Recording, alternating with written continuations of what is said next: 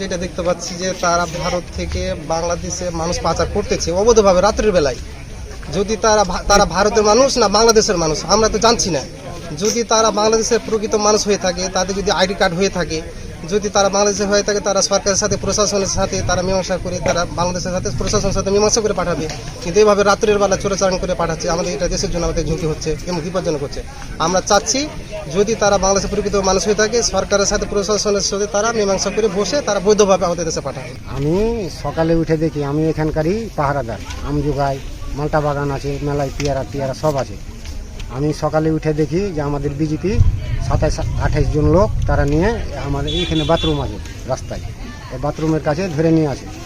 তারাকে সকালবেলা এপারে আইসল, ওরাকে ওপারে ভারতের গোড়ায় আবার 0 পয়েন্টের ওপারে তারাকে রেখে দিয়েছে।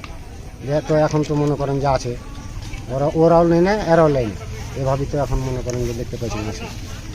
বলেন, আমরা তো জানি না যে রাত্রে, আমরা তো জানি না। সকালে দেখছি যে আমাদের বাংলাদেশে ওনাদের রোহিঙ্গা আমাদের বাংলাদেশ এলাকায় অবস্থান করছে, তখন আমাদের বিজেপি আইসে ওনারাকে বাধা দিয়েছে। এখন বর্তমানে ওরা ইন্ডিয়ায় রয়েছে, বিএসএফ ওরাকে লেন, এখন তার বাধা গুড়াতে রোহিঙ্গা অবস্থান করছে।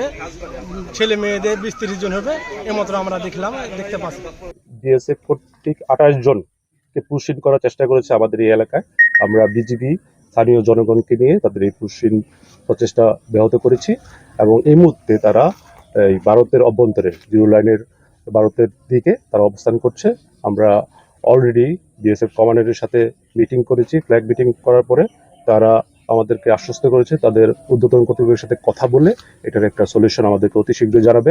আমরা এই ধরনের বিএসএফ এর যে কোনো ধরনের পুশিন স্থানীয় জনগণকে নিয়ে প্রতিহত করব এবং আমরা বিজিবি এই ধরনের ইলিগাল বিএসএফ এর কর্মকাণ্ডের ব্যাপারে সর্বদা নজরদারি বৃদ্ধি করছি এবং আমরা বদ্ধপরিকর এই ধরনের পুশিংকে আমরা স্টপ করার জন্য।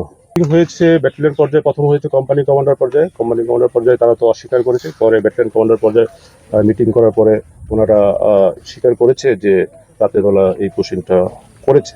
তো এখন বিএসএফ কথা বলে এটা সিদ্ধান্ত নেবে কখন তারা এটা উজ্জ্বল করে নিয়ে যাবে ওদেরকে।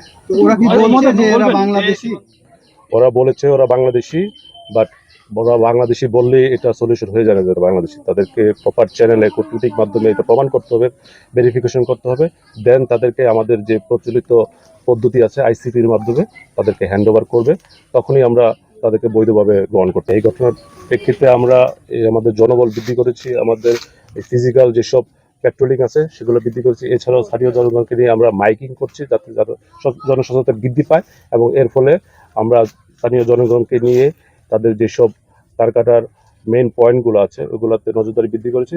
বেসিক্যালি তারা ওই মেইন তার কাটার গেটগুলো খুলেই তাদের এই অনুপ্রবেশগুলা পুশিংগুলো করে। তো আমরা ওইগুলো নজরদারি করছি, আমরা আমাদের টহল বৃদ্ধি করছি, জনবল বৃদ্ধি করছি এবং স্থানীয় জনগণকে আমাদের এই জনসচেতনের মধ্যে নিয়ে তাদেরকে আরো বেশি সচেতন করছি যাতে ভবিষ্যতে এই ধরনের পুশিং আমরা স্টপ করতে পারি।